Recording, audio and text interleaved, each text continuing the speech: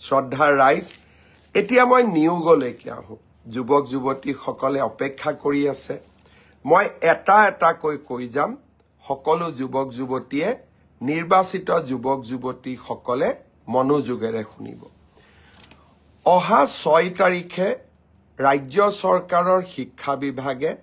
প্ৰাথমিক শিক্ষাৰ শিক্ষক শিক্ষয়িত্ৰীসকলৰ চূড়ান্ত ফলাফল ঘোষণা কৰিব অৰ্থাৎ আজি এই ঘোষণা কৰাৰ প্ৰক্ৰিয়া সমাপ্ত হ'ব 9 তাৰিখে আকৌ এবাৰ মই কৈছো যে 9 তাৰিখে আমি প্ৰাথমিক বিদ্যালয়ৰ শিক্ষক শিক্ষয়িত্ৰীসকলক নিয়োগ পত্ৰ প্ৰদান কৰিম তাৰ পিছতে আমি নৱেম্বৰ মাহৰ ভিতৰতে পুলিচ কনিষ্টবল সকলক নিযুক্তি দিয়াৰ ব্যৱস্থা কৰিম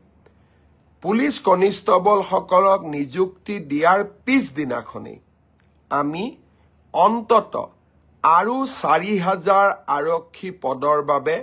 আবেদন পত্ৰও আহ্বান কৰিম অৰ্থাৎ নিযুক্তিৰ পৰম্পৰা আমি চলাই ৰাখিম যাতে অসমৰ যুৱক যুৱতী কেতিয়াও আশাহত হ'ব নালাগে এডিআৰই তৃতীয় বৰ্গ আৰু চতুৰ্থ বৰ্গ এই পৰীক্ষাৰ এটা প্ৰক্ৰিয়া আছে ৰিজাল্ট দিয়াৰ পিছত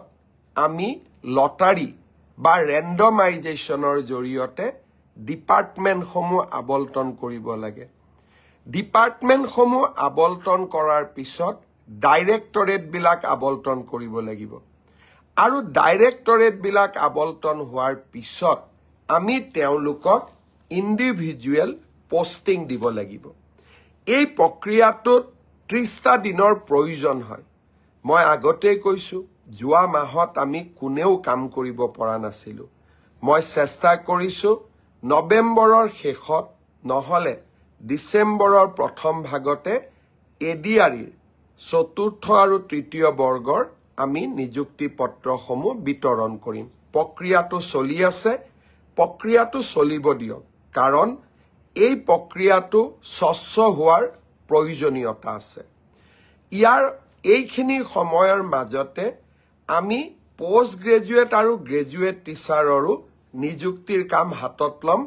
আপোনালোকে দিয়া অপচন অনুসৰি আপোনালোকক যাতে আমি নিযুক্তি দিব পাৰো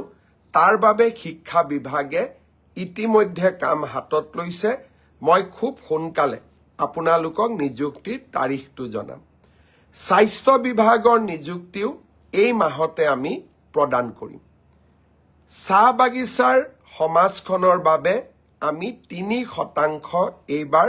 চৰকাৰী চাকৰিত আৰক্ষণ কৰিছিলো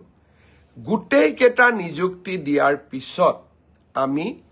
চাহ বাগিচাৰ যুৱক যুৱতীসকলক পৃথকে 3% উত্তীৰ্ণ হোৱা যুৱক যুৱতীসকলক নিযুক্তি পত্ৰ প্ৰদান কৰিম অৰ্থাৎ অহা 9 তাৰিখে আমি চাহ বাগিচাৰ যুৱক যুৱতীসকলক বাদ দি সকলোকে আমি নিযুক্তি দিম গুটেইখিনি নিযুক্তি পত্ৰ আমি একেলগ কৰি ডিসেম্বৰ বা নৱেম্বৰ মাহত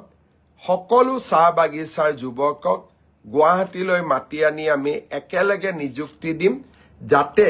ই সমাজখনত এটা সচেতনতাৰ সৃষ্টি কৰিব পাৰে অৰ্থাৎ মই উত্তীৰ্ণ হোৱা যুৱক যুৱতীসকলক অনুৰোধ কৰিম যে আমি নৱেম্বৰ মাহ আৰু ডিসেম্বৰ মাহৰ প্ৰথম ভাগতে আমি নিযুক্তিৰ প্ৰক্ৰিয়া সম্পূৰ্ণ কৰিম আপোনালোকে আমাক